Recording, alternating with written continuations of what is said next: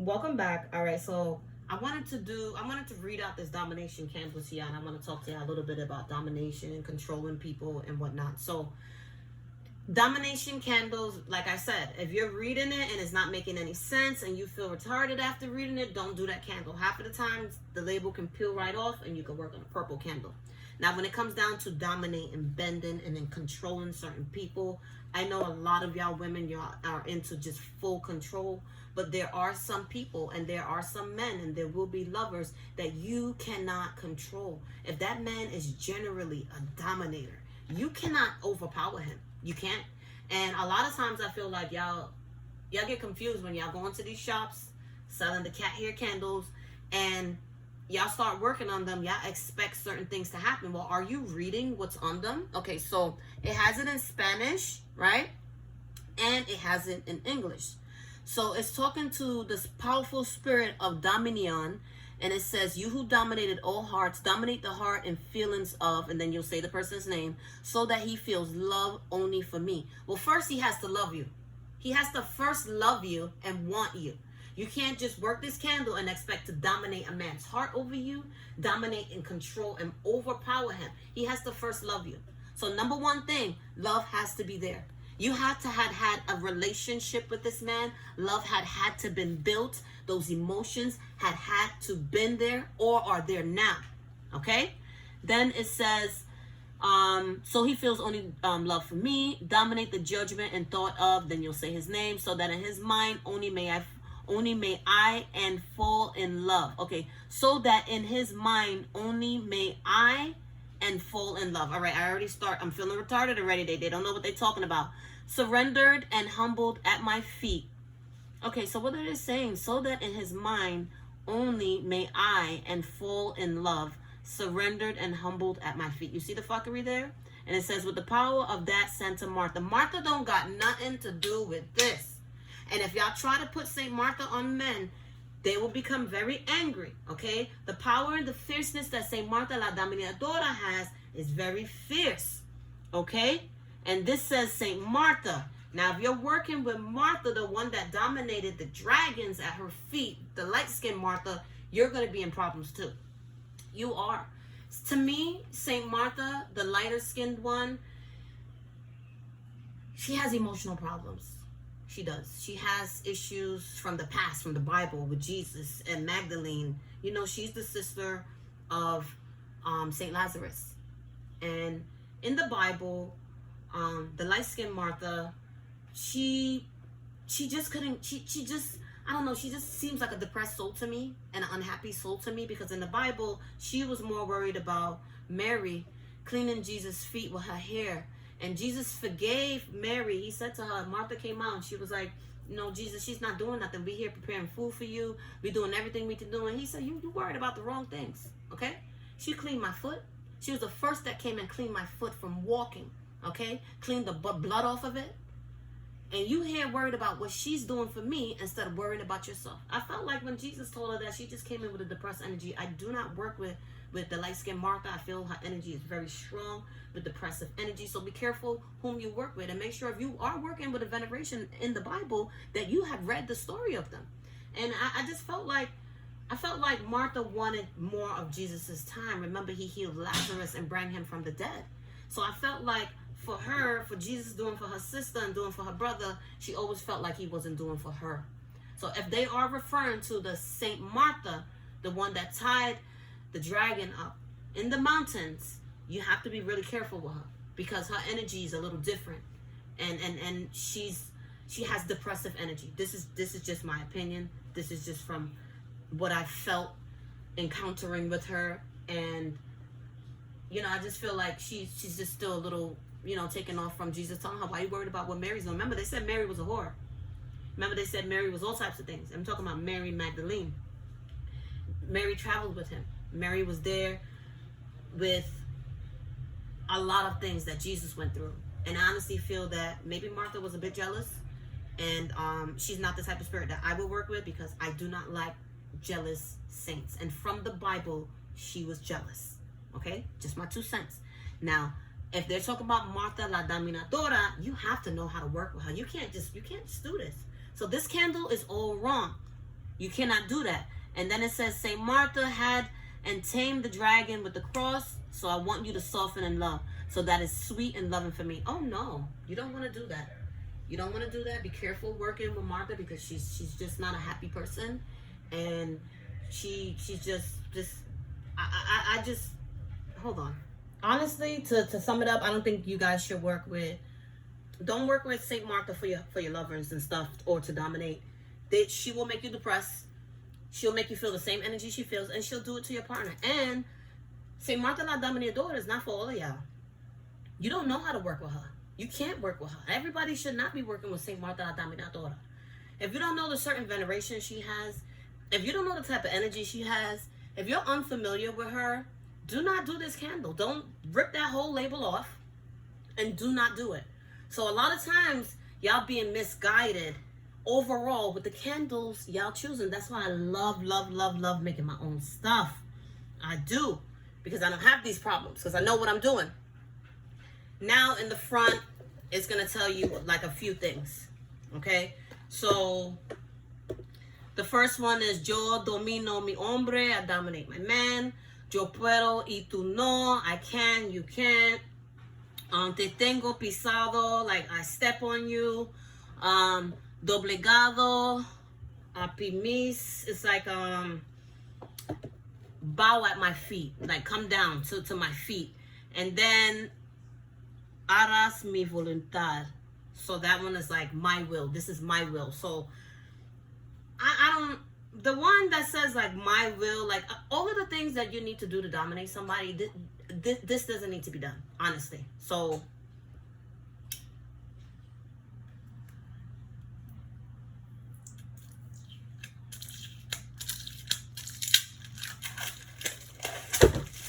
stick with a plain purple candle. Don't even do yourself the justice and work with a lot of this shit that this stuff says. Like, this is just what they're doing. They're just gonna put, look, right?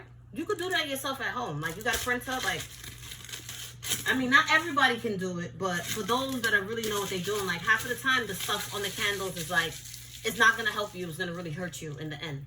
So if you are working a situation to dominate, to control, and to bend someone against their will, first, you get a reading to see if they can be bent against their will and if you can do it. Because a lot of times when you're working on controlling people and dominating people, you have to stay on top of it. And I will always tell you to make sure you have a candle in the home to do the things necessary. A lot of you are jumping to just control and obsess men. And sometimes that obsession comes in with a force that you are not going to like, okay? You are not going to want, and you do not need. Depending on the situation, I will tell you, yeah, use a little bit of obsessive herbs or a little bit of obsessive powder and oil to help create more obsessive thoughts in certain areas. You do not need to have a fully obsessed man that is going to turn around and kill you the next day. Like, think about it.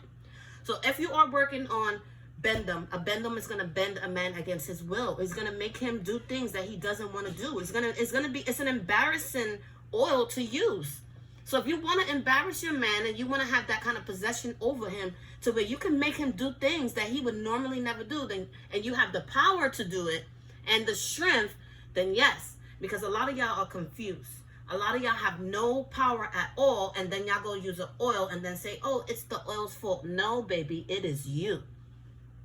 And then some of y'all using the wrong candles, you see? And then some of y'all will use an oil that needs to be added with other elements so you can gain the power. You should learn by now how to mix oils together, depending on your situation. If I was to bend a man against his will and the reading says, yes, I can do it, there's certain things I would do first, okay? Now, you don't need to sweeten him. You're trying to take the control. You're trying to take the man out of him. So there's no reason you need him to be sweet and under your ass. No reason. Why make a honey jar and then bend him? Why make a honey jar and then control him? No. That's not how you do it. If you're going to bend him against his will, you need to wear bewitching, okay? Because that is what you shall be doing. Within a week, 2 weeks of you wearing bewitching oils, using the bath, and using the powers on a consistent basis, you should have a certain amount of energy over you.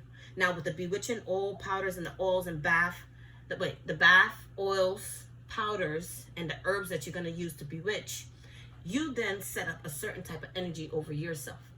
Then you can combine using the bewitching and the bendum on him. Do not put obsession on a man that you've just met, you're new in a relationship with. That's not going to make him be obsessed to sleep with you. It's not going to make him obsessed to want you. It could bring out a darker side of him and make him more possessive and controlling, because now he's obsessed. So he's gonna want to do certain things that he wants to do. Nobody can stop an obsessed person. The law don't stop them, neither does the bullets or the guns that they want to pump in you. So I'm telling y'all, and I'm being serious. So when you work a man, stop throwing obsession on him the first day. Stop putting domination on him the first day. If he wants you, if he needs you, if he loves you, all of that is going to be there. It's going to come.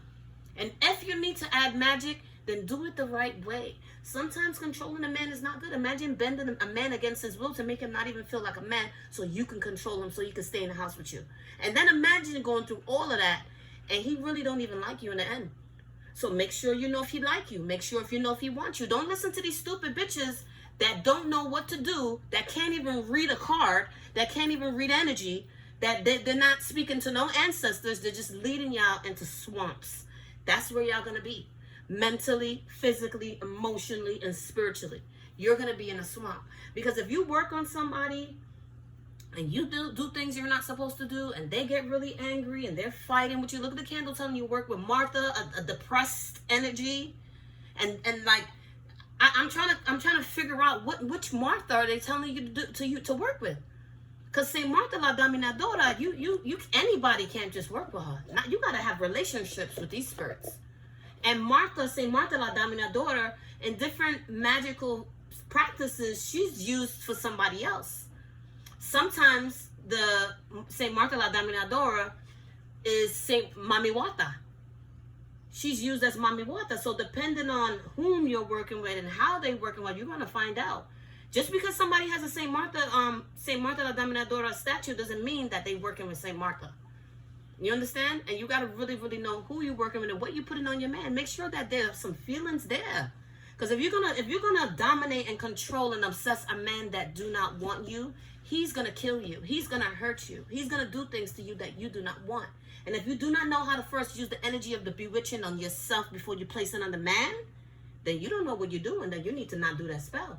Be very, very careful what y'all doing. A purple candle is good for domination and control certain situations. You may want to dominate the energy of certain people coming to your house. So guess what? The first thing you need to do is stop those people. Stop them. Stay away. Hot foot. Remove the energy. Vanish them. And then you can control who comes in because you already stopped them. Once you stop something from coming around, you have the control over it. Now you can control what's happening in the home. And honestly, if you want to just dominate and control your man to make him do all types of forceful things, and he doesn't have those feelings for you, and he no longer respects you, it's going to be a lot of fighting going on between y'all. There's going to be a lot of energy there that you do not want. So be careful what saint that you're working with. And see, your energy is to work with just the candle.